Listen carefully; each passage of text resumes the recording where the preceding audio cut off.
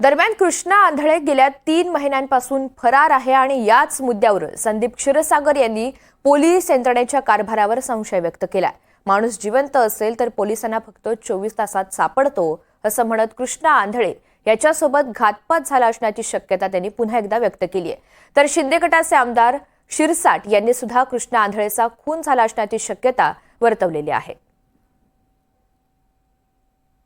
पोलिसांना तपासायचा असेल, जर तो माणूस जिवंत असला तर 24 तासामध्ये तो सापडेल।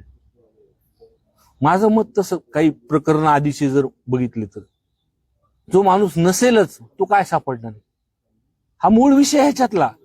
म्हणून ह्या सर्व तपासामध्ये अजून काही खालीवर होऊ नये, जे काही मोबाईल सापडले नाहीत की अनेक अजून काही विषय असतील। आता ह्या सगळे तिन्ही जणांचं बोललो हे सगळं बघितलंय लोकांनी, त्याच्यामुळे त्यांना गुन्ह्यात घेतलं पाहिजे, अटक झाली। एक आरोपी पकडायचा बाकी आहे, नेमकं त्याचं स्टेटस काय हे खरं तर तपासावं लागेल का त्याचीही हत्या झाली असं शंका यायला तर सुरुवात झालेली आहे। म्हणून तो आरोपी जोपर्यंत सापडत नाही किंवा त्याचा थांग पत्ता लागत नाही, कदाचित मला भीती या गोष्टीची वाटते की 3 महिने एखादा आरोपी तोही 24-26 वर्षाचा गायब होतो, याचा अर्थ त्याचा कुठेतरी खून सुद्धा झाला असावा असं माझी शंका आहे।